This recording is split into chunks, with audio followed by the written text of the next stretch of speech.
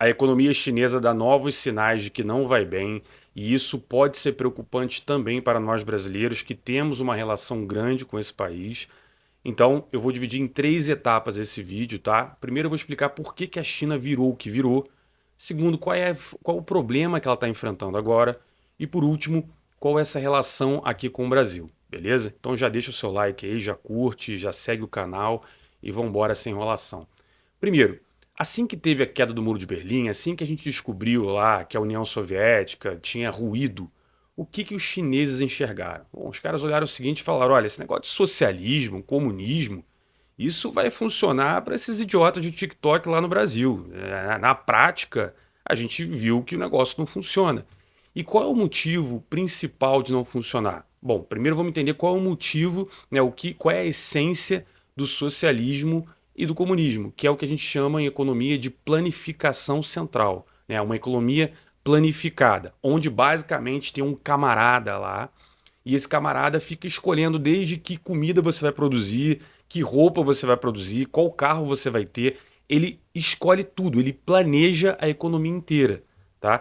E esse foi o problema do socialismo versus o capitalismo. Porque no capitalismo você tem um livre mercado. Cada empreendedor individualmente sabe o que é melhor para ele e na busca de cada empreendedor ter mais lucro e conseguir prosperar o seu negócio, ele acaba gerando um benefício maior para toda a sociedade, beleza? Então essa é a dinâmica dos mercados. Você consegue ali com uma rede neural, né? Cada um trabalhando, cada um fazendo o seu, faz muito melhor do que um burocrata idiota sentado numa mesa lá em Brasília, beleza? E quando a China percebeu isso, eles abraçaram os mercados. Começaram já na década de 90 e no ano 2000 eles entraram na Organização Mundial do Comércio e abriram seu país para o livre mercado. Na verdade, para a liberdade econômica. Os caras não abandonaram a planificação central do partidão, não é isso? Então o que a gente via é várias indústrias do mundo resolveram se mover para a China porque lá os caras tinham mão de obra barata, os caras tinham um país que permitia, era muito permissivo às indústrias que estavam vindo produzir o que quisesse. Foi investido muito dinheiro em infraestrutura, em portos, em aeroportos, etc. E isso foi favorecendo você que tinha um americano lá, uma Apple, por exemplo, falar: não, ao invés de eu produzir aqui nos Estados Unidos, que a mão de obra é cara, eu vou produzir na China. A roupa que você usa hoje, se você olhar, a maior parte é produzida na China. Você pode até ter o seu design preferido francês, que ele desenha a roupa lá, mas ele manda para a China produzir. E isso fez com que a China crescesse. Isso fez com que o povo chinês, era muito pobre e não sabia fazer nada. Então, quando chegou lá uma indústria, sei lá, Nike, para produzir tênis, o chinesinho lá não sabia fazer nada, ganhava muito pouco, mas o cara da Nike falou: pô, eu pago tão pouco para esse cara que eu vou ensiná-lo a costurar um tênis. E aí o chinesinho aprendeu a costurar tênis. Depois o chinesinho pediu demissão e montou a Mike, que é a concorrente da Nike. Depois a Mike dele melhorou. Aí ele lançou uma marca nova de tênis top. Aí o cara aprendeu a fazer a tela do celular. Ele aprendeu a fazer um celular que você achava que era vagabundo. E hoje você pega aí Xiaomi, várias empresas aí que têm tecnologia tão boa quanto os americanos. Então isso foi crescendo o país, tá? Ou seja, essa liberdade econômica, né? Então explica por que eles enriqueceram. Agora, qual é o problema, né? Assim, indo para a segunda etapa aqui do vídeo. Qual é o problema que eles estão enfrentando agora? Basicamente, pessoal, a planificação continua existindo. Eles colocaram alguns empresários, né? A gente viu lá o cara que é dono da AliExpress, etc. Vários empresários ligados ao governo, mantendo o clássico do socialismo, que é ter eles não vão chamar de burguesia, mas a galera lá de cima, né, ganhando dinheiro. E eles tentaram controlar a economia através desses, sei lá, empresários e etc. E o governo também incentivando muita coisa. A questão é que, de novo, como aconteceu no capitalismo, o governo não é capaz de ajustar a economia de uma maneira tão eficiente quanto os mercados. Enquanto nos Estados Unidos os empreendedores correm atrás de achar o melhor, a maior eficiência possível, buscar as melhores formas de produzir, de gerar dinheiro, a China continua com um partidão escolhendo o que deve ser feito.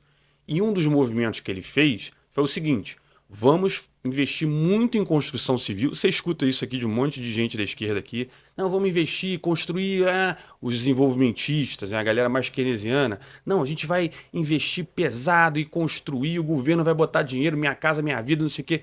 E isso vai fazer o país crescer. Só que acontece o seguinte, a China foi botando tanto dinheiro nisso porque isso gerava um crescimento maior, que em algum momento, hoje, por exemplo, a China tem mais apartamento, tem mais moradia do que habitante. E qual é o problema disso? Muito da sua população foi investindo em imóvel, porque isso dava dinheiro. Só que o que acontece? Hoje tem tanto imóvel na China que o negócio ficou insustentável. Não vale mais.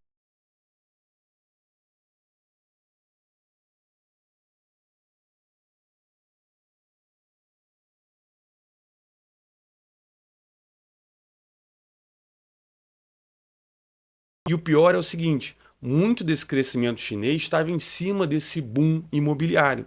E o que a gente está percebendo agora é o seguinte: ué, então, primeiro que já tem apartamento demais. Isso pode, inclusive, dar um problema grave em termos econômicos. E segundo, não vão construir mais. Então, o crescimento chinês deve encolher. Ou seja, mais uma vez mostra que o mercado ele é capaz de encontrar aonde você aloca melhor os seus recursos, os seus investimentos. Né? Na China, o que está acontecendo agora é que o partido está com um problema de onde ele vai tirar crescimento. Né? E isso pode gerar uma redução drástica no crescimento chinês. E qual é o problema? Terceira parte do vídeo, beleza? Terceira parte do vídeo em que eu vou dizer qual é o impacto disso na economia brasileira. Bom, pessoal, se a China cresceu tão pesadamente assim em termos de desenvolvimento imobiliário, ela precisou de muito ferro, vergalhão e tal. A gente tem a Gerdau, a gente tem a Vale com minério de ferro. O principal cliente da Vale são os chineses. Você manda minério para os caras, porque os caras estão construindo prédios. A CSN mandava aço, enfim, a CSA mandava aço. A gente tem os caras consumindo muito combustível para produzir isso tudo. Petrobras.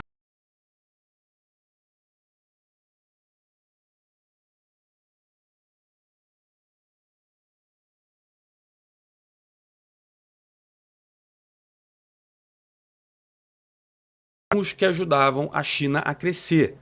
E se agora a China começa a crescer menos, ela vai comprar menos também. E aí nós aqui, que somos um grande fornecedor chinês, podemos ser impactados, né, por uma redução drástica da demanda da China comprando coisas aqui no Brasil. E, basicamente, vai reduzir as nossas exportações, que acaba complicando um pouco mais a balança comercial nossa. Isso faz com que muitas empresas que hoje dependem desse comércio com a China podem apresentar algum problema. Então percebe que há um impacto grande na economia brasileira também.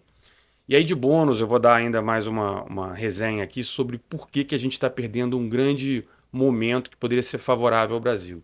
Aliado a tudo isso, pessoal, tem um outro fator que está atrapalhando a China a crescer. Antes da guerra da Rússia, antes de todos esses movimentos que começaram recentemente, essa disputa ali, dos invadiram e não e tal, o mundo percebeu, especialmente durante a crise sanitária, ele percebeu que não dá para colocar toda a indústria lá na China, porque ela não é um país muito confiável. E, acima de tudo, os países precisam tomar conta da onde estão colocando a sua capacidade produtiva, porque hoje o mundo é um lugar inóspito, né? Um lugar hostil. E o que está sendo feito? Muitos países estão optando por diversificar o parque industrial das suas empresas. Então, a Apple lá que botava tudo na China, hoje ela fala, pô, não posso ter tudo na China, então eu vou abrir fábrica em outros lugares do mundo. Né? Hoje, o cara que produz roupa, o cara que produz máscara, o cara que produz tudo, ele fala, não posso estar 100% na China. Porque vai que tem uma invasão lá daquela ilha que fica em frente ali, etc. Pode dar um problema global. Então, elas estão buscando novos horizontes para investir. E o Brasil poderia ser esse país para receber todos esses investimentos. O problema é que nós, como nação, nós, como país, a gente opta por ter um gasto estatal enorme. E isso faz com que a gente tenha uma tributação enorme. A gente tem populismo atrás de populismo, é político atrás de político que entra buscando, né, basicamente a sua reeleição e não buscando basicamente tentar encontrar, transformar o Brasil num grande porto seguro de investimento. Então, muitas empresas estão buscando novos lugares para investir e eu vejo que o Brasil não está se posicionando bem nisso. Pelo contrário, a gente continua discutindo fechar o país, indústria nacional e etc., o que é muito triste, o que não funciona, o que basicamente vai nos condenar a continuar sendo o que a gente é.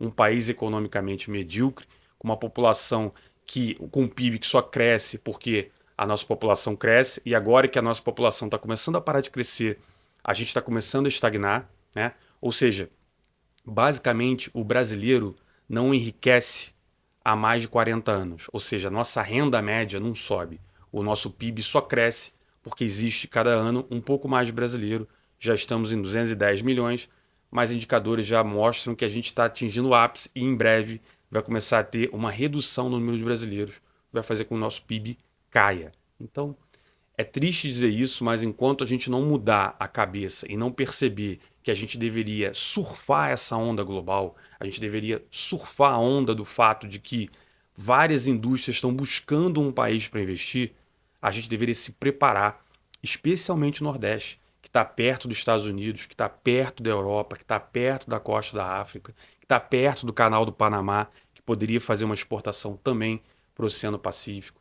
A gente não olha isso, a gente só quer saber de bolsa isso, bolsa aquilo, e o Estado gastando mais. A gente não pensa em gerar riqueza. A gente pensa só em fazer politicagem para ficar reelegendo o político A ou o político B. É triste, mas o nosso cenário é esse. Beleza? Se você gostou, curte, comenta, compartilha e vejo você no próximo vídeo.